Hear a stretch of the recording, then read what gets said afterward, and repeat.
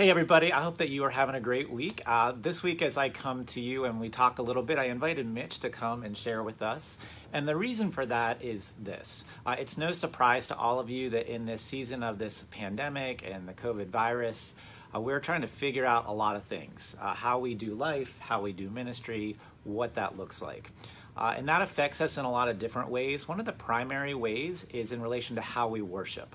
Now, I've already shared with you that on June the 28th, we'll have our first form of a gathering together, and I'm going to share more about that in the weeks to come. But one of the other things that we're realizing is that in this new time that we are in, there's going to be a variety of ways for us to worship. And Mitch has some great thoughts to share with us on what that looks like. But as we get ready to talk about that just a little bit, I would lay out before us, there's really three key ways that we see ourselves beginning to worship moving forward. One is certainly gathering for worship on Sunday mornings like we've done in the past. Secondly, the main way that we're worshiping right now is online. And we're really grateful to Katie Conrad especially, who has just put together a lot of great experiences for us there. But there's a third way that we want to ask you to be thinking about, and it's really based in so many ways out of Acts chapter 2. And as you'll remember in our current sermon series, we're going through the book of Acts. In Acts chapter 2, we are told very specifically that people worshiped in their homes. And that's really what I'm going to ask Mitch to talk about here just a little bit. One of the gifts right now that we have of worshiping in our home is that it gives us the opportunity to still gather with some other people, but being able to do that in a socially safe way. But again, giving us a chance to gather, whereas when we're online only, we can't fully do that. And we can't fully worship the way we're used to on Sunday mornings yet. We'll get there eventually. So what does it look like to take advantage of worshiping in our homes? And so there's a lot of potential possibilities with that, and there's a lot of opportunities with that. And what I want to ask us as a church to do is we're really in a time of experimentation and exploring. So Mitch, if you know Mitch at all, he's really a master of creativity, of experimentation. He's been experimenting with some models of house worship. And Mitch, first of all, I just wanted to ask you, tell us just a little bit of what you're actually doing around the model of house worship, and what is that starting to look like? Yeah, so we had this young adult crew here at First Church, and we call ourselves #blessed. And so we had invited people to the last two Sundays to our backyard. Yep. And asked people to show up with a blanket, and if they wanted to bring coffee or tea, their own coffee or tea, and then basically catch up, talk a little bit before worship started. Yep. And so we've had this 10:30 until noon time frame. Okay. And so the first half an hour, if people want to come in throughout that, and then at 11 o'clock, we've maintained social distance guidelines, staying away from each other. We're outside, and then we've incorporated different elements. But we also have realized that we have this resource because of Katie and the tech team. That there's this beautiful resource that is available to us. And so the way that we've utilized it is primarily for the message, the sermon each morning. And we've done different things, but we do not sing right now because it's not recommended that you sing. Right. But we have shared poetry. Mary Oliver and Maya Angelou. We have read scripture together. We've done moments of reflection while listening to a beautiful piece of music. We shared joys and concerns, kind of like maybe a smaller church might, but I love it. And I've been able to do a benediction at the end, a blessing as people go. And so it's pretty simple, but it utilizes this resource that we have of this online message. And so we had 21 people scattered about in our backyard this last Sunday.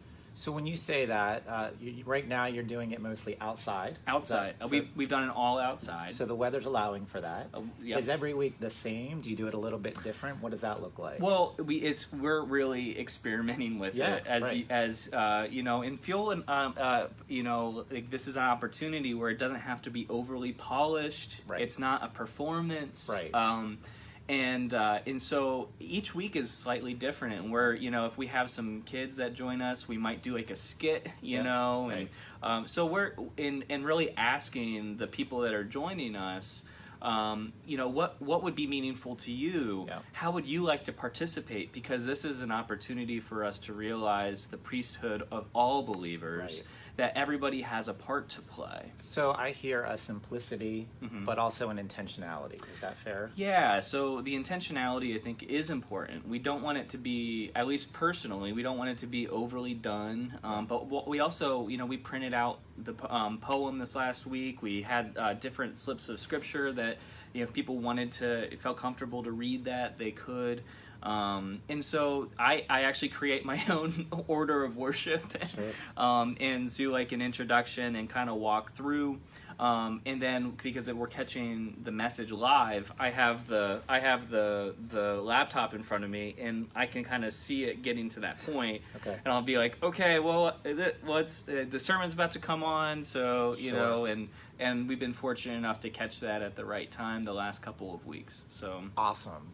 So you get very quickly there a rough idea of what house worship right now can look like. And I love the simplicity. I love the intentionality. I love the experimentation. Just real quick as we wrap up, how would you say people are responding to this worship experience or experiment? Very positively. Yeah. It feels like church. It feels authentic. It Yeah. feels real. And it feels like, like back in the book of Acts, and also our Methodist history, Right. it feels like maybe a calling back to those things. And a couple, I guess, just real quick, I've been able to invite my neighbors over for worship, Yeah. and say, hey, like, you've seen these people, and they're like, and I've been able to have conversations with them and invite them to church on Sunday, which has been super cool. And then the feedback has just been wonderful. Awesome. Thank you. So I wanted you to hear that, church, because as we move forward, we anticipate worshiping Sunday mornings as we're able, for sure. We can't do it the way we did it before yet. We'll get there eventually. We'll continue to worship online, but I really want to lay this option that Mitch is laying before you, this example, this model, this experimentation of house worship, which really isn't an experiment. It's really a reclaiming, like Mitch said, of our roots. Look in Acts chapter 2. Interestingly, though, as we do that, house worship for Mitch, living into the same vision for all of First Church, literally right now listening to the same message every week that the rest of us are getting. So we want to invite you, if that's something that speaks to your heart, if that's something that you feel a stirring towards, I want to invite you to get in touch with Mitch. It can be as easy as contact the church office and we'll help you get in touch with Mitch, but he'd love to have more conversation with you. Mm-hmm. We would love to empower our folks. If you're feeling that calling, just like Mitch said, be able to invite neighbors, people in your area, that simplicity, that intentionality. Yeah. Think about your life group. If you're part of a life group, think of them. Maybe they might feel comfortable, or maybe not yet. Think of your neighborhood. Yeah. Think of your family. Yeah. Think of your friends who might be ready to do something like this. And interestingly, people might take that opportunity and invitation much more easily or readily than, hey, come to a church facility with me, come into my home. So anyhow, if you'd be in prayer about that, and again, if your heart is being stirred even a little bit as you're thinking and praying about that, please be in touch with Mitch. And Mitch, I want to say thanks for living into that, and the folks have been doing that with you. And we're super, super excited to keep moving forward and take advantage of the opportunities that God is giving us right now in this season where so many things are changing, but there's so many opportunities for God's church to flourish. So Mitch, appreciate it. Hope you all have a great week. Take care. Bye-bye.